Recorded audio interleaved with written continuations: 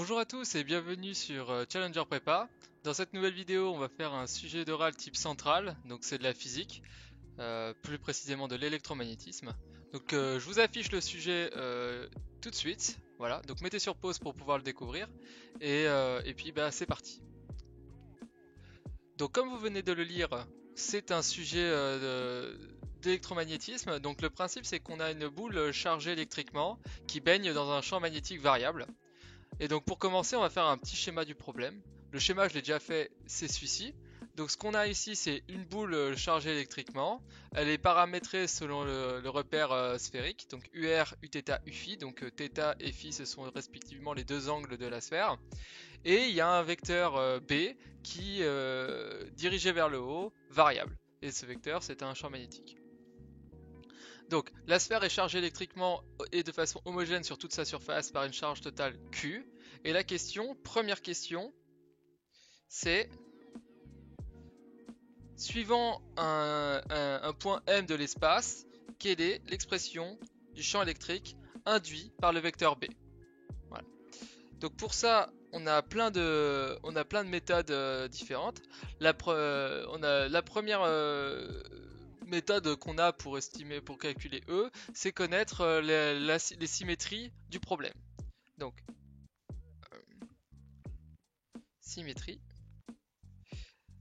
Ce qu'on voit naturellement, on est habitué à ce genre de problème. Les symétries, c'est que le plan OUZ, tous les plans MOUZ,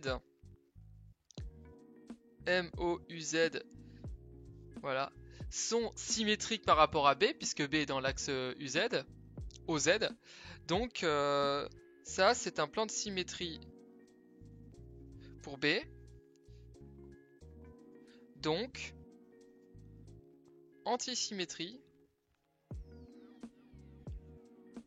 pour E, le champ induit par B. D'accord? Donc si tous les plans, et comme on sait que tous les plans d'antisymétrie font de E, ça veut dire que ces plans-là sont perpendiculaires à E. Ok? Et comme le plan d'antisymétrie, le plan MOUZ, ce sont tous les plans dirigés selon le vecteur UFI, normal au vecteur UFI si on veut, ça veut dire que EMT est dirigé selon UFI. Voilà. On est d'accord que UFI est normal à tous les plans MOUZ de l'espace. Voilà. Donc ça c'est un premier point qu'on a très classique du problème, à savoir que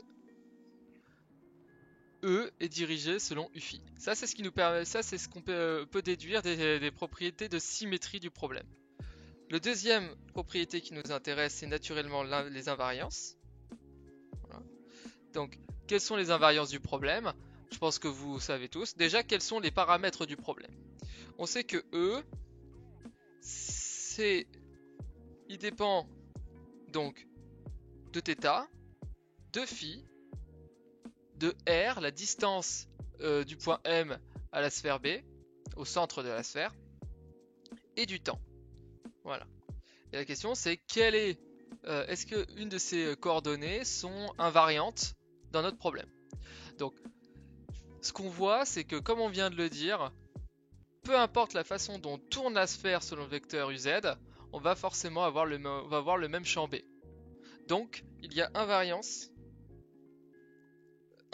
par rapport en rotation par rapport à phi, ce qui veut dire que phi a une propriété d'invariance. Donc, qu'est-ce qu'on en déduit? Tout de suite, c'est que E ne dépend pas de phi, mais plus que des autres termes, à savoir θ, R et T. Voilà. Et donc là, on a déjà une première expression simplifiée de E, juste en analysant très facilement notre problème, c'est-à-dire que E est dirigé selon le vecteur UFI et qui dépend de θ, de R et de T, directement. Ok, donc ça c'est très classique en électromagnétisme, hein, c'est la première question. Et maintenant la suite, on n'a pas fini, parce qu'on sait de quoi il dépend, on sait comment il est dirigé, mais ce qu'on veut savoir c'est quelle est son expression. Alors, je vous le donne en mille. Qu'est-ce qu'on utilise dans notre boîte à outils pour estimer l'expression du champ E? C'est naturellement les équations de Maxwell. Voilà. Et quelle est l'équation de l'induction? Puisque ici c'est notre cas, on a un champ B, on a un champ E, on a un champ E, je veux dire. C'est l'équation de Maxwell-Faraday. Donc celle-là, je l'écris en rouge parce qu'elle est extrêmement importante. Maxwell-Faraday, c'est l'équation du rotationnel de E, et vous devez la connaître forcément par cœur, à savoir que rotationnel de E égale moins d rond B sur d rond T. Ok? Voilà. Donc ce que ça dit, c'est que la variation d'un champ magnétique va faire apparaître un champ électrique. Tout simplement. Et c'est ça l'induction. Ok? Bon. Cette variation du champ électrique, du champ magnétique, on va l'utiliser pour pouvoir exprimer l'expression de E. Okay. Et donc, ce qu'on fait, pour calculer, je vais refaire toute la démarche en fait, hein, pour arriver jusqu'au théorème de Gauss, c'est d'utiliser cette expression cette équation pour pouvoir déterminer E. Donc pour ça, on fait ce qu'on appelle la forme intégrale. Là, en fait, vous pouvez directement passer à l'expression du théorème de Gauss, mais là, je le rappelle pour les besoins du problème, que c'est toujours intéressant de voir d'où ça vient. La forme intégrale de l'équation de Maxwell, ce qu'elle nous dit, c'est que la double intégrale sur une surface que je vais définir du rotationnel de E scalaire, un vecteur normal à cette surface, donc c'est par propriété de l'intégrale égale à l'intégrale sur la surface de moins d rond B sur d rond T d de S. Alors d'ailleurs ici au passage j'écris d rond B sur d rond T, mais on ne nous dit pas que B dépend d'autre chose, donc je pourrais très bien utiliser des dérivées droites, hein. En fait de façon rigoureuse, B ne dépend que du temps, donc on devrait utiliser des dérivées droites. À l'avenir, ce que je vais faire, c'est utiliser la notation P point. Ok, B point. Alors, donc, une fois qu'on a ça, on peut commencer à s'amuser à calculer ce terme-là. Ce terme-là, donc là, l'intégration sur la surface, la variable ne dépend pas du temps, donc on peut sortir la dérivée temporelle de l'intégrale et voir qu'il nous reste du b scalaire d de s. Comme b ne va pas dépendre de la surface, vous voyez bien que b ne dépend pas de la géométrie du problème, hein. On nous dit juste que b est constant, enfin il n'y a pas de gradient de b, il ne dépend que du temps. B ne dépend pas de la surface, donc en fait on peut sortir ce terme de l'intégrale et en fait faire l'intégrale sur la surface. Ok. Donc j'ai même pas expliqué ce que c'est que la surface que j'étudie, je sais juste que directement ce problème va être égal à moins B point, donc fois la double intégrale sur la surface de UZ, hein, UZ c'est le vecteur qui porte B, fois D de S. Voilà. Donc la question c'est juste qu'est-ce que ça vaut que ce truc là quoi. Et donc là on voit tout de suite qu'il faut calculer en fait la valeur de ce truc là. Et donc il faut définir la surface sur laquelle on va intégrer. En fait c'est pas compliqué, c'est juste comme on voit comment est orienté le vecteur B, on va juste prendre la surface qui passe par le plan M et normale à UZ. Ok. Donc UZ est la normale. Donc en fait c'est une tranche de la sphère. Et ça, en fait, on voit tout de suite ce que ça va faire. Cette surface-là, ça va être un cercle dont le rayon est la distance du projeté de OM sur l'axe OUZ. Ok. Et ça, très rapidement, quand on est sur un sujet central, il faut tout de suite savoir ce que c'est. C'est évidemment le projeté de ce truc-là, c'est R sinus θ, hein, avec θ défini comme cela. Et ce R sinus θ, ça va donner le rayon. Et la surface de ce cercle, ça va directement être pi fois R sinus θ le tout au carré. Bah ouais. Et c'est comme ça que ça permet d'aller vite. Et comme ça, on a tout de suite l'expression de ce truc-là. Bon, je vais quand même le réexpliquer un peu plus rapidement. un peu plus, je veux dire, de façon un peu plus précise. Donc nouvelle page. Alors il faut faire un petit schéma. Donc ce qu'il faut voir, c'est on a une sphère, hop là, et on a un point M. Ok, donc la sphère est de centre O. Ok, et on a un point M ici. Et en fait, là, ce qu'on va faire, c'est étudier le cercle, la surface du cercle, oh là là, hop là, qui passe par le point M. Ok, donc c'est pas ultra centré, mais on voit tout de suite que, hop là, ceci étant l'angle θ, et ben en fait le rayon de ce cercle, ça va être R sinus θ. Ok, on voit que quand θ vaut 0, le rayon est nul, quand θ vaut pi sur 2, le rayon est maximal. Donc ça veut dire que c'est bien porté selon sinus θ. Ça c'est aussi une méthode rapide qu'il faut avoir. Et donc la surface en fait, donc si je remets le champ B comme ça, la surface de contrôle, ça va être pi r sinus θ au carré. Donc si je réécris, le moins d de b sur dt, hop, uz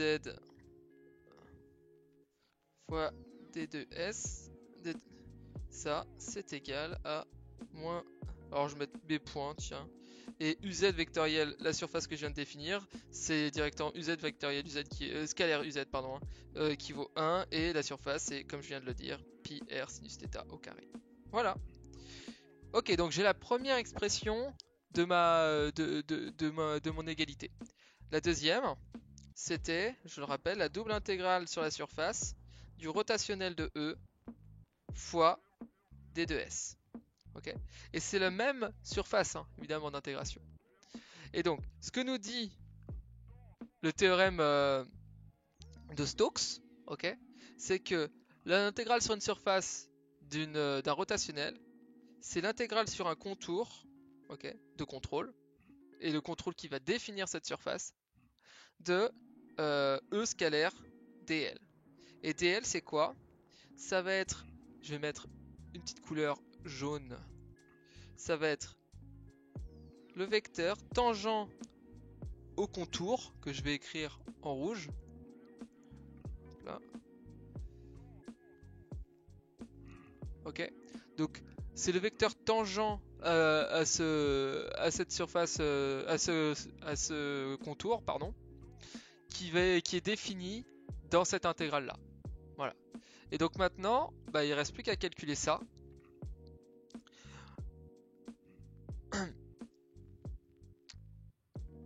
Alors je reprends mes notes. Voilà. Et il faut donc dire ce que ça vaut que dl. dl, quand on prend ce paramétrage là, on voit que ça va être, en fait, quand on fait un petit mouvement de dl, tout de suite, hein, c'est pareil, là il faut avoir tout de suite le réflexe, on voit qu'on dessine un arc de cercle, et le dl ça va être du coup le rayon fois l'arc, fois l'angle. Ok. Le rayon c'est r sinus θ comme on vient de le dire, et l'angle, et ben là ça va être un angle déphi. Ok, là DL il est porté selon déphi en fait, selon UFI je veux dire, et du coup le petit angle qu'on va faire ça va être un angle déphi. Donc DL c'est R sinus θ déphi UFI. Voilà. Et donc, bah maintenant on peut écrire directement toute l'égalité. Ce truc là, c'est égal à l'intégrale entre l'angle déphi il est compris entre 0 et 2π, hein, ça c'est la propriété des coordonnées sphériques, de E, donc de R, θ et du temps, fois R sinus θ fois 2 fois déphi. Voilà. Parce que on sait que, oui, j'ai tout de suite retiré des vecteurs parce que UFI scalaire UFI, E est porté selon UFI, donc les vecteurs vont se simplifier. Et ça, bah, ça nous donne directement E, R, θ de t, R sinus θ fois 2π. Voilà. Et donc, pour finir, pour conclure, quand on met tout bout à bout, ben, on a que E de R θ de t le vecteur du champ électrique, ça va être directement, il n'y a plus qu'à faire l'égalité entre ces deux termes, et on trouve moins R sinus θ sur 2 fois B de t, B point fois U phi. Voilà. Là, on peut encadrer le résultat parce qu'on est content. On a fini la question. Voilà. Donc vous avez vu, en fait, ce n'était ni plus ni moins que la redémonstration en fait du théorème de Gauss. Voilà. Je suis passé par l'équation de Maxwell-Faraday, j'ai bien défini mes surfaces, j'ai bien défini mon contour associé et j'ai bien appliqué le théorème de Stokes. Donc ça, normalement, vous pouvez le faire, vous pouvez directement appliquer le théorème de Gauss, mais j'ai choisi là de vous réexpliquer d'où ça vient. Ok? Voilà. Bon. Donc, tac, on va mettre. Voilà. Et maintenant, on passe à la question 2. Donc là, je vous engage à retourner sur le sujet. Dans la question 2, en fait, on va nous demander de calculer les forces le moment équivalent qui s'applique sur ce système. Donc ça veut dire, bah oui, on fait de l'induction, donc on sait qu'on va avoir des petites forces qui vont s'appliquer, des forces infinitésimales sur la surface de la sphère. Alors on va voir pourquoi. Et ensuite, ces forces elles vont créer des moments, et un moment, comme vous le savez en mécanique, ça crée un moment de rotation. Et donc possiblement une rotation. Et ça va être l'objet des questions suivantes. Ok, ceci finit notre première partie. Donc maintenant, on fera les prochaines questions dans quelques jours au cours d'une seconde vidéo. Et en attendant, j'ai plus qu'à vous dire à très bientôt. Et n'hésitez pas à revoir la question ou à poser des questions dans les commentaires si certaines choses ne sont pas claires. Allez, à bientôt, salut!